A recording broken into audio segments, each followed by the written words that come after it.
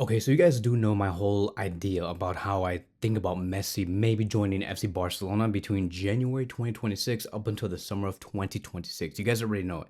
And you guys have already seen that video before this, right? I talked about how it wouldn't really not make a lot of sense for Messi to join FC Barcelona. But with this new interview now being fully posted, and we have seen all of the comments that Messi has made 2 weeks ago, by the way, because this interview was taken 2 weeks ago. Let's just talk about hypothetically what it would look like. What would it look like if Messi joined Hansi Flick's Barcelona for a 6 month loan spell? What would the starting 11 look like and what will be required? Because like I've said, like, okay, like on paper, if you were to field the 11, it looks very sexy. It looks sexy to put Messi in the attacking midfield position, Yamal on the right wing position, Rafinha on the left wing position, Lewandowski up top. It looks sexy. But you know what also looked very sexy 4 years ago? When we had Messi, Mbappe, and Neymar playing for PSG together. That also looked sexy, but it did not work out, did it? So I'm not really that type of guy or nor that type of fan that will tell you, oh, the more big names we have and we put them together, the better. That has never worked out, ever. Never. There's a reason why PSG later went on to become successful without a Messi, Neymar, and Mbappe, and why they won the Champions League last season without those three big names. It's because the system and the team has to come before the big names, always and forever. The chemistry, the cohesion, right? The ability to believe in what the coach is telling you. So I want us to always remember that. I don't want to put out these dreams and say, imagine if Messi and Rafinha and Yamal and Lewandowski play together, how dominant we will be in Europe. I'm not here to promise you any of that at all. It just looks sexy on paper, but nothing more. You are gonna be sold so many dreams on Twitter, on TV, and they're all gonna tell you, imagine that the fantasy, the happy ending, and Messi winning the Champions League, one last Champions League with Barcelona in May 2026, and then going on to win the World Cup in 2026, and Barcelona are gonna be dominant for the next 5-10 years because Yamal has learned from Messi in those 6 months. Like fairy tales, fairy tales, fairy tales. I want us to know exactly what we might get ourselves into. Okay, and this is hypothetically speaking because I don't think this is gonna happen. I think a lot of this is just juice for the international break and nothing more. But I'm gonna give you guys the statements that Messi said during the interview. I'm gonna make it very quick, and then I'm also gonna be speaking about what the starting 11 would look like. So this is what Messi said: I really want to go back. That we miss Barcelona a lot. That the children continuously and my wife we talk about things about Barcelona, the idea of living there again. We have a house and everything. So that's what we want. I really want to go back to the stadium when it is finished because since I left Paris, I didn't go back to the Camp Nou either. And then they went to Montjuic. It's going to be weird to go back to the new stadium and see it because the last time I saw it, it was a long time ago.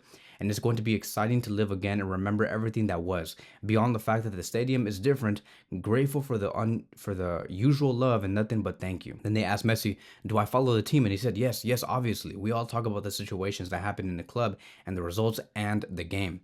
And then Messi also spoke about on people forgetting him, and he stated, I think I talked about it once. I had a strange feeling after I left because of how everything happened, because of how I ended up playing my last years without the fans because of the pandemic. After all the life I had been there, I didn't leave as I imagined, as I dreamed. I imagined, as I said, playing my entire career in Europe, in Barcelona, and then yes, coming here as I did because it was my thought because it was because it was my thought and what I wanted. And well, the farewell was a little weird too because of the situation, because of everything. But well, I think the people's affection will always be there for what I said, for everything we have been through. And then he stated, "What is my happiest moments at Barcelona?" And he stated, "It's hard to say one. Thank God I was lucky enough to live many moments.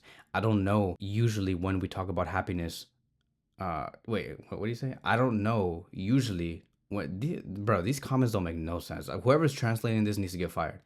I don't know. Usually, when we talk about happiness, we go to the titles, the achievements, the important things we have achieved. But the first sextuple with Guardiola was extraordinary. The last Champions League with Luis Enrique too. I don't know. It's hard to say with a moment. And to be honest, dude, like just to give my own insert, the best moment I've ever had as a Barcelona fan and the best like happiest moment I had I would say was when I first found out that we're gonna start a brand new dynasty. And I know that sounds weird, but the moment I started to see Yamal, Kubarsi, Gavi, Pedri, Balde all playing together, I'm like, this is my happiest moment because now we're gonna enjoy this for the next 15 to 20 years, and these players are actually good. I know a lot of you guys might think, oh, it wasn't the trouble with Luis Enrique or Guardiola winning the Champions League in 2011. Those were also happy moments. Like I was really, really happy, but nothing feels more fulfilling than to know that we have a new dynasty on the way and a team that is willing to fight for the next 10 to 15 years, and they're actually like really good. Like they're actually probably most likely going to be generational, and I'm happy to live in that beginning moment because some of us go like start to get introduced to a new dynasty when it's about to finish. But this new dynasty that we're seeing right now is happening before our eyes. It's unfolding before our eyes, and that is why I'm so happy, so enthusiastic about talking about Barcelona today, because this is going to be a long road. So yeah, that is what Messi said. Whoever's the translator, bro, like you suck. I couldn't even read. I almost had a stroke trying to read these comments and these translations. But going back to the original idea of this video, right? Is Messi even good enough to join a team like FC Barcelona? And I will tell you that yes, I think that there is a place for Messi here. When you look at Messi in 2024 and 2025, I don't want to talk about 2023 because it was cut short, right? He was there like midway through the season. I'm going to be talking about 2024 and 2025, and Messi to me was amazing in those 2 years at Inter Miami. Despite being in his late 30s, 37, 38 years old, Messi still continues to be the league's most decisive player, which is the MLS, leading in goals, assists, and all of the other creative metrics. He is ranked at the top in the MLS for key passes, progressive passes, the attacking third touches, 289 progressive passes in 2025. That is averaging 10.7 per 90 minutes. That's really good. 955 attacking third touches in 2025, which is like above average on whatever the players get in the MLS league, which is like 600 to 700. Messi gets 955. That's a lot. So you can see that Messi looks too good for the MLS currently. And I think that if you bring him to a league like this, like Spain, with the level being higher, I don't expect for Messi to replicate the exact same numbers in Spain because that would make him the best player in the world. But if he gets anywhere close to this, that is good enough to, at the very least, also be an impact sub. So, he is the top goal scorer in 2025 in the MLS with 29 goals. He is the top creator with, I think, 16 assists. And to be honest, the only thing that I'm witnessing here where he kind of like lacks in, it is going to be the pressuring. And that is a huge problem because if you're going to tell me that Messi can't pressure as much as he used to, I will tell you, yeah, it makes a lot of sense. He can't because he's 38 years old. You're going to tell me that Messi can pressure in the exact same way that when he was like 29, 30 years old? No. He's 38, damn near almost 40. Well, he's going to be 39 next season. Yeah, 39 next season. Like, I don't expect him to be pressuring a lot. And that's going to be the main issue that I see if you were to join a team like Barcelona, especially under Flick, because Flick does require every player to press well. And if you combine a player like Lewandowski and Messi together, knowing that these two players are up there, almost hitting 40, I don't see those two players like pressuring in the way that Flick wants them to. It's just going to be so hard to witness that. And it's really gonna we're gonna pay the price for that because Flick has said before, the defending begins from the front. If we want to defend well and we want to press well, we want to win the ball back within 4 to 5 seconds, the attack have to be fully organized, fully energized. They need to be positioned correctly and win the ball over and over again for 90 minutes. Do I see Messi and Lewandowski doing that together for 90 minutes 2 times a week? I don't think so. And that's really going to make us pay the price because if we lack anywhere near in the attacking third when we want to win the ball from the defensive line, that ball is going to go straight through our midfield and then we're going to get caught with our high defensive line. That is why I do say it's a gamble because I know that Messi attacking wise can still provide us a lot. The key passes to Yamal, the key passes to Pedri, the key passes to Alejandro Balde making that run down the flank. I can see that happening. I think that's going to be beautiful. But we have to look at the whole Barcelona system and say where's going to be the weak spots. And the weak spots is going to be us pressing from the front. So I look at these attacking metrics that he has done in the MLS and I say yes, these are really, really good. And I think that yes, these numbers might be lowered when he moves to La Liga, but still they're good numbers, but at the same time, we cannot afford us defending poorly. And if there was one way I would combat this, I would tell you that, yeah, no, it's not possible, because I was thinking like maybe you can add in Julian Alvarez in replacement for Lewandowski, and then you can have more of a balance between Alvarez and Messi instead of Lewandowski and Messi. But at the same time, we're talking about Messi joining in January 2026. We're not going to get Julian Alvarez in January 2026. Maybe in the summer of 2026, but by that time Messi will be gone and back in Inter Miami.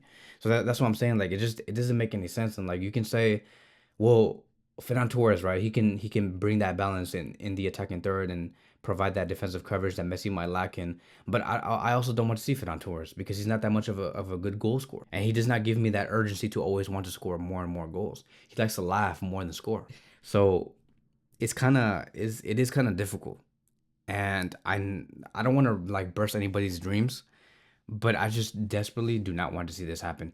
The Messi fan in me does want to see this happen, and it makes me happy. It does fulfill my heart. But what's more important, fulfilling ourselves or putting Barcelona first and making them win and win as many trophies as possible? I think that we all know the answer to that. We have seen many times before on a player leaving Europe, going to the MLS and then going back to Europe. We have seen Wayne Rooney do that. Jermaine Defoe do that. We have seen Nani also do that.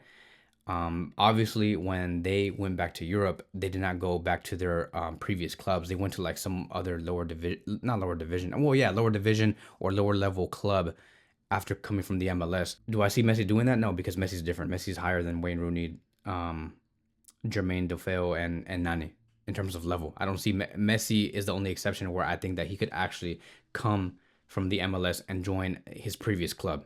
Wayne Rooney cannot do that. You know, Messi's just a whole other different level. But yeah, that's basically gonna be my take, bro. Like I think that's gonna be the last time I'm gonna be talking about Messi joining Barcelona, unless we hear like another piece of news where it says that Messi has offered himself to Barcelona and Joan Laporta has made an offer to bring in Messi for a 6-month loan, and that it is feasible and that Flick has a plan. Then we'll talk about it again. But as of now, yeah, that's basically it, dude. Like that, I can't like I because I don't even see the benefit for Inter Miami. We have to remember, Messi is employed by Inter Miami. Miami has a say. Does it make sense for Inter Miami to lose Messi between January all the way until August because Messi still has to play the World Cup? It doesn't make no sense, dude. It doesn't make any sense. Miami still have a say on this whole thing. And I don't see them doing any favors. I don't see them. As they should, because they employed Messi. They brought in Messi, and they have a right to use Messi as much as they want. But that is it, right? That is going to be wrapping up today's video. Thank you guys so much for watching, and I will see you guys in the next one.